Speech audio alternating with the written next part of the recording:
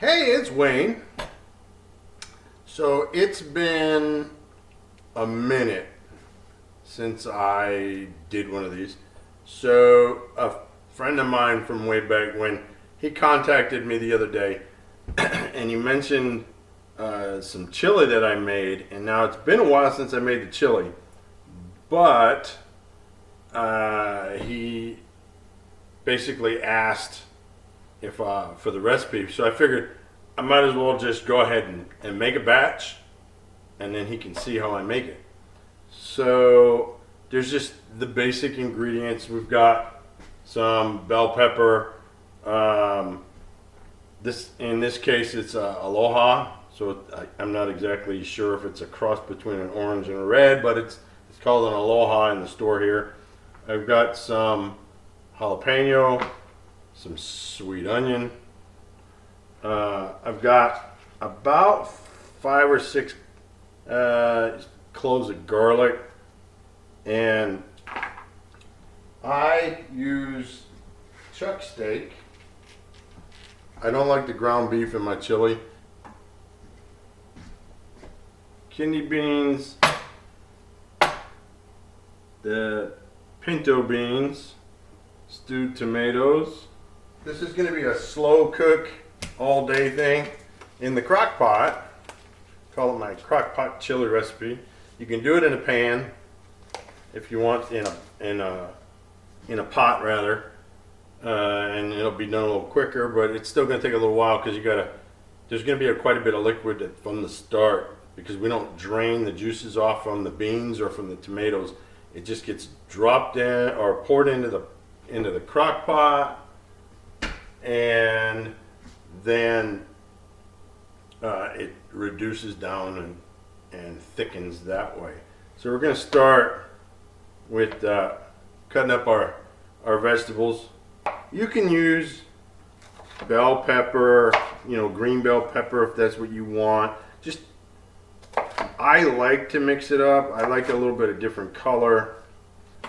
All right, so we're going to put this right into the crock pot.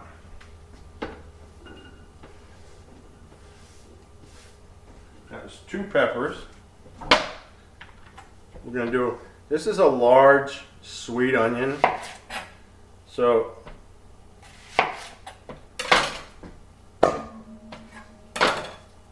I like to cut it in half. It makes it a lot easier to manage. And then about 1/2 inch on our thickness. And now the jalapenos, I don't know how hot these are. You never can tell. So before you chop up and use the seeds on everything, you might want to do just a taste test to see how friggin' hot these peppers actually are. It's got a little bit, so I'm going to leave the seeds in at least one of these. So I've got the jalapenos all cut. These are going straight in. I'm just going to stir this in.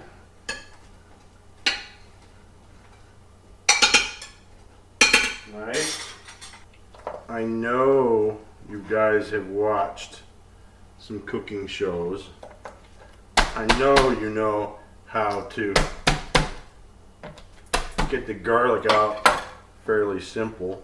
Just take your knife and smash down on it at the side of it, and then it basically comes right out. I'm gonna give this a fairly good dicing.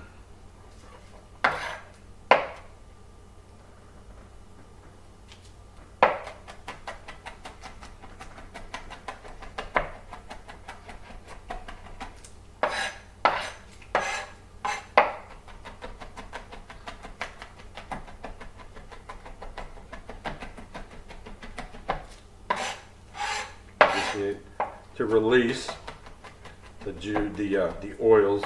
You can put this garlic into the crock pot.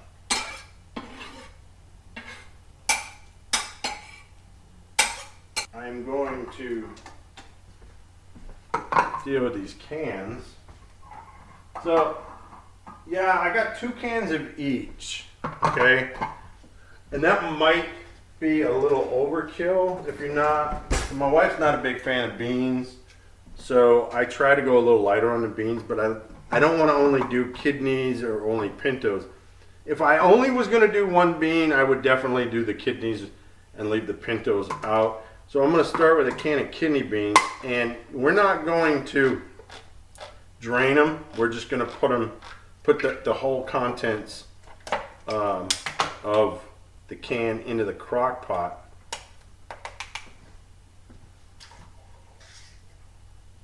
I'm going to stir it as I go just to see what my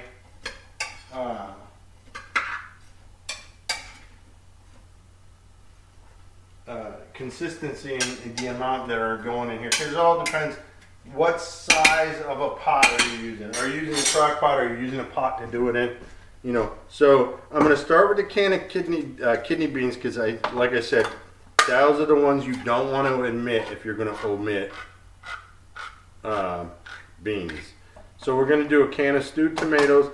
These are a Mexican recipe from S&W. If you don't have that brand, just find a good stewed tomato brand that you trust. Again, do not drain it, pour all the liquid into the crock pot or your pot, or however you're going to do this. And stir it again. And these tomatoes, they're a little chunky, so I'm just going to run my spoon through just to break them up just a hair. And I am going to add the pintos because I like the pintos. And as far as amount in the pot, I'll show you here in a second. So you could, if you see, there's a little bit of fat on here. You want that fat. You don't need all of it, but you want to use some of it in your chili, because you need a little bit of flavor, and that's where the flavor is going to come from, is from the fat. You could use a leaner cut, but I wouldn't advise it. The reason I use chuck is because it gets really tender as it cooks down. So I am cutting this. We don't want the pieces too big. This isn't stew, okay? So you don't want the pieces quite as big as you would in a stew, but you do want them big enough to where they don't disintegrate in your chili either. So I'm going to cut some of this fat off. This is about the right size piece. And you can see they're not very big. Okay, so I'll get this cut up. Like I said, you want a little bit of the fat, but you don't need a ton of it, but you do want some. All right, so remember I said you want to season prior to putting the meat in. So I'm going to take this and put this aside right now. So we have salt. I use a sea salt. And we don't want to overdo the salt. We can always season a little more later. A couple of pinches of salt. I use fresh cracked pepper. So just enough to where you got a good, not overdo it, but you want a decent layer of pepper over the top.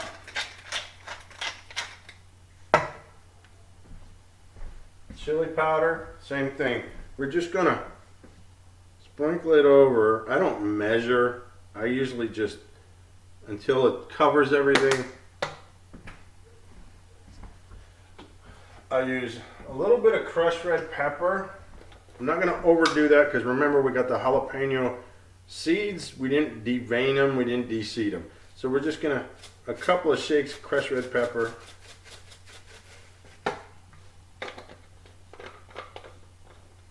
Okay, I like to add paprika. Again, just a sprinkling over the top.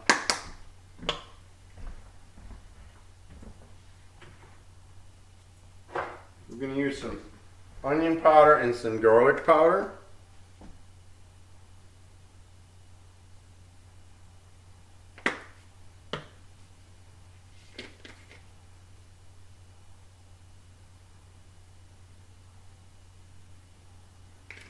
Okay.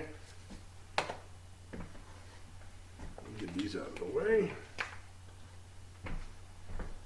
And we are going to add a little bit of cayenne, but we're only going to do a very little bit for now. And then later on when we test it, we'll see. So just a little bit. And now I'm going to stir this up. Okay, so you got to taste this.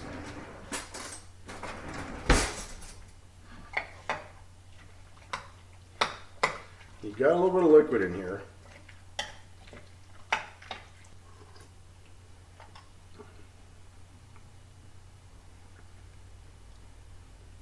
There is definitely some heat. So I'm going to have to try and cut that heat back. So what I'm going to do, there's a little bit of extra salt in there right now too. So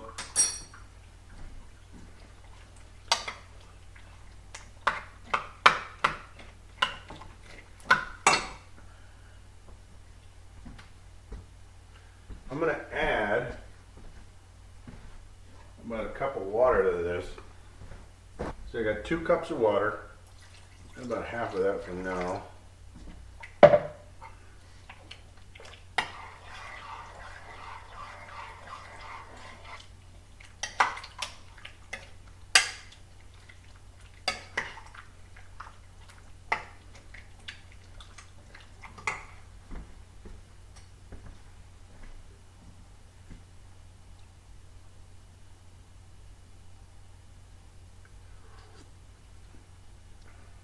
Yes, that helped quite a bit. So I've toned down the heat, and there's a little bit of salt in there, but that's okay. The meat is going to soak up a lot of that spice too.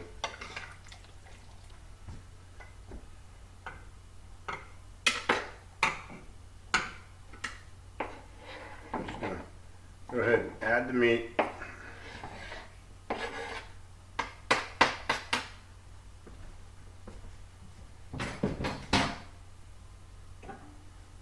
Stir it all in.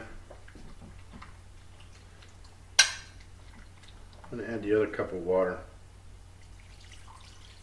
I added an additional, or rather just 2 cups of water in addition to everything else that I put in there. We're going to take the crock pot inner, we're going to put it back in, and I'm going to let it cook. This is going to take about 8 hours. 6 to 8 hours. You want to start checking in around 6 hours. Every couple of hours, it's not a bad idea to stir it. So once this is done, we're gonna dig in and we're gonna eat, and we'll see how it turned out. So hopefully everything turned out great. And now I normally serve the chili with some fresh French bread. It's not going to be fresh when I eat it because I picked it up this morning on my way home from work. But pop it in the oven for 5 minutes. It comes out nice and fresh-ish. It's great. All right, so we'll pick this back up when everything is done. All right, I might tune in and periodically show you how things are going.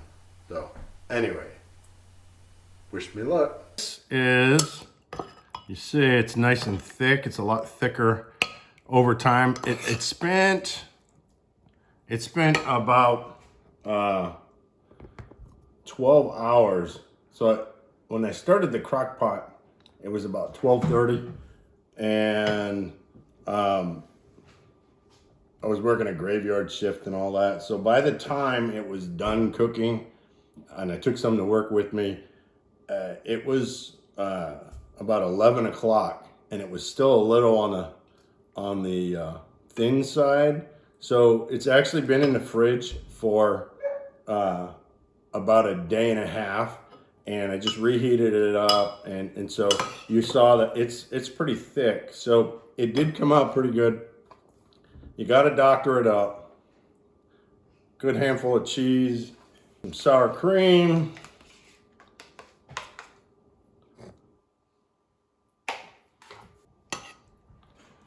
Give it a good stir and enjoy. So it did, after I added the water and let it cook down, it needed, when I got up from my nap, it needed a little more seasoning. So don't be afraid to add more if need be. It's just, there was a little bit of heat on this.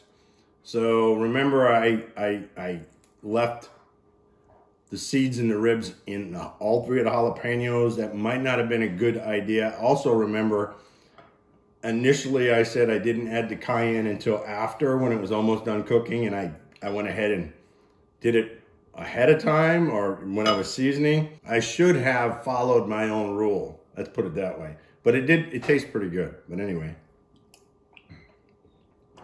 And even a day and a half to 2 days later, it's still good. So anyway, that's the recipe.